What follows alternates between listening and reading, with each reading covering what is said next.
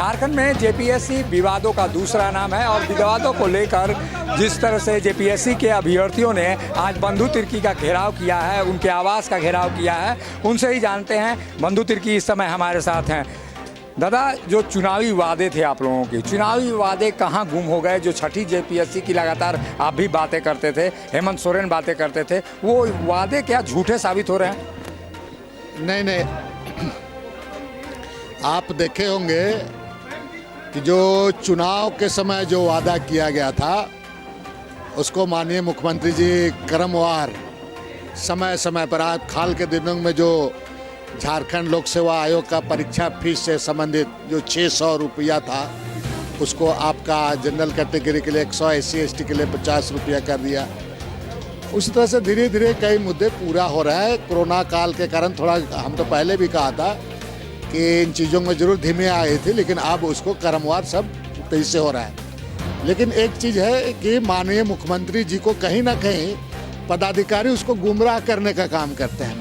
जब कभी भी माननीय मुख्यमंत्री जो कोई चीज़ संज्ञान में आता है तो गंभीरता से लेते हैं। बात मैं आपको कहूँगा, अभी मैं आपके चैनल के माध्यम से मैं ये कहूँगा कि भाई उनको आपको 5 साल का छूट देना चाहिए। 2016 जो आप रखे हैं उसको 2011 रखा जाए उसको, और ऐसा नहीं कि पूर्व में भी ये रखा गया था। लेकिन इससे क्या होगा कि 2011 रखने के बाद आपका 5 साल का उसको छूट भी मिलना चाहिए, क्योंकि इसलिए कि इनके साथ छात्र छात्राओं के साथ बहुत नुकसान हुआ है। राज बनने के बाद यहाँ के लड़के लोगों को एक तरफ से कहा जाए कि जो उनका एज में भी एग्जाम समय से नहीं होने के कारण जो नुकसान हुआ है, ये निश्चित रूप से चिंता का विषय है। इसलिए माननीय मुख्यमंत्री जी को और इस सरकार से उम्मीद है, इनको 5 साल का पूरा एक अवसर देना चाहिए। छूट नहीं, आप रोजगार नहीं दे रहे हैं, अवसर दे रहे हैं। इसके लिए इस पर हमको लगता है कि मुख्यमंत्री जी को मैं आग्रह करूंगा कि पुनर्विचार करें और 2016 के जगह 2011 कर 5 साल का छूट इसको देना चाहिए। लेकिन जो मांग है जेपीएससी अभ्यर्थियों की कि जो 2016 में जो परीक्षा हुई थी उसकी लगातार आप भी मांग करते रहे हैं कि उसमें गड़बड़ियां हुई हैं, उसमें कई लोग ऐसे आ गए हैं और लगातार कई विसंगतियां थी, आरक्षण का सवाल था। वो सवाल कहाँ गुम हो गया? वो सवाल दिखाई नहीं देता है। अब कार्रवाई नहीं हो रही है और नई विज्ञप्ति निकली है।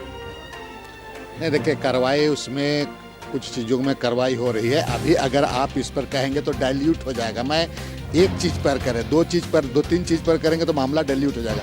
मेन है उनको कि 2016 का जो डेट रखा है उसको 2011 रखते हुए 5 साल का छूट अवसर देना चाहिए, क्योंकि यहाँ के लोगों को लगातार, छात्र छात्राओं को, बेरोजगारों को नुकसान हुआ। बहुत मुश्किल से उसके माँ बाप उनको पढ़ाते हैं, बहुत उम्मीद से पढ़ाते हैं। इसलिए मैं माननीय मुख्यमंत्री से आग्रह करूंगा कि उनको 2016 की जगह 2011 करते हुए 5 साल का अवसर मिलना चाहिए, छूट देना चाहिए। आप बार जो विज्ञप्ति निकली है उसमें BC1 का एक भी सीट नहीं है, जबकि राज्य में बड़ी तादाद में BC1 यहाँ पे निवास करते हैं, उनकी हकमारी हो रही है।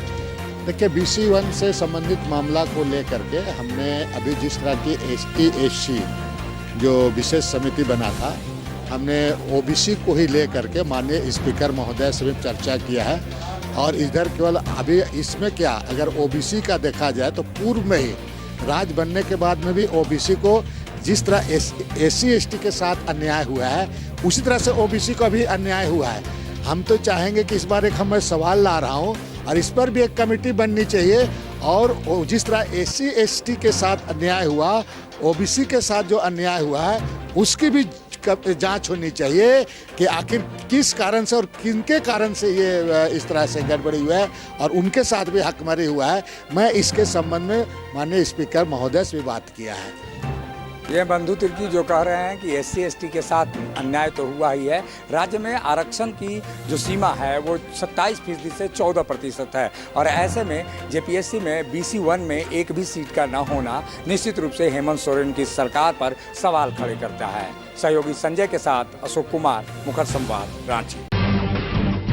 जब टूटती है आस, जब थकती है सांस, जब रूठते हैं अपने, मुंह मोड़ता है जमाना, जब अंगड़ाई लेता है संकल्प, फिर बनती है कहानी, बनते हैं अनमिट निशान। देखिए मेरे साथ संघर्ष की दास्तां।